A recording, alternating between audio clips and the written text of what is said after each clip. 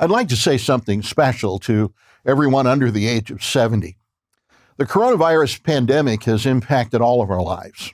We've all had to make sacrifices and possibly will have to make a lot more in the future as our world struggles to find its way through this global crisis.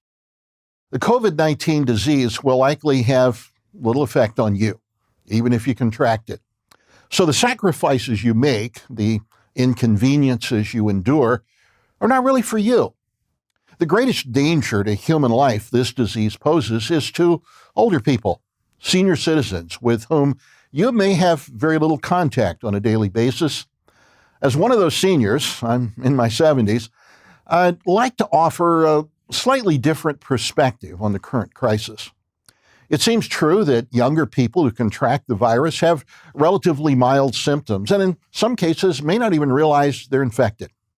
Many people, especially those with little or no medical training, have cited the relatively low death rate among younger people to say that this virus is really no worse than the common flu. Well, if that were the whole story, that might be a valid point. We could even cite the number of deaths worldwide from the virus as further proof of its limited severity. Those figures, though, are changing so rapidly that it's hard to make any argument from them at this point. It's easy to understand why a young, healthy person with little to fear would feel frustrated with all the current restrictions on normal life that we're facing because of this pandemic. Limiting entertainment, sports, recreation, dining out, many other social events seems like an overreaction for such a mild disease. The perspective I'd like to offer is a little different. I'm not young and healthy any longer. In my demographic, the mortality rate is around 8%.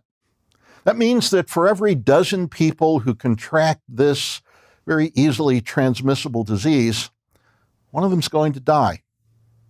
For those between the ages of 60 and 69, the death rate is about half that, about 3.5%. When I consider those figures, I honestly don't see numbers. I see faces. I hear names.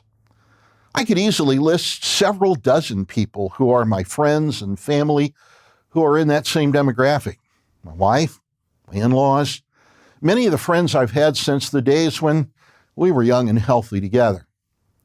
I'm one of those senior citizens. And if 1 out of 12 is going to die from this disease over the next few months, I'm not losing numbers.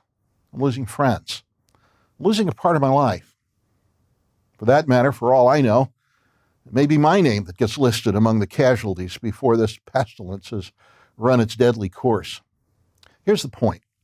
If everyone makes the sacrifices today, some of those lives may be saved tomorrow. Perhaps it can help us to put names and faces on those lives instead of just numbers. Whose life could you save by your sacrifices today? What we're seeing in all of this is the operation of an ancient principle. It's often ignored or minimized in modern society. In the Bible, God is recorded as telling his people to love your neighbor as yourself. That same instruction is quoted 7 times in the New Testament. In addition to Jesus' own statements about it, the Apostle Paul said that phrase summarized the entirety of God's law. Later on, James refers to that same principle as the royal law. Throughout history, love your neighbor as yourself has always been easier said than done. What about when your neighbor's not so nice? What if he or she doesn't look like you or sound like you or believe like you? What about when you don't even know your neighbors? What about when they're just statistics in a news story? Well, that's when loving your neighbor becomes a test of what we really are. Are we genuine followers of Jesus Christ and his word? Or are we just believers as long as that belief doesn't inconvenience us or hinder our ability to do what we want when we want? You probably don't know me, but I'm the neighbor. I'm part of the population that is threatened with an 8% death rate. I'm older and a lot more vulnerable than I'd like to be, but I'm in need of your willingness to sacrifice your convenience to give me a better chance to survive this crisis. For those of you diligently doing that, on behalf of all of us over 70-somethings, thank you.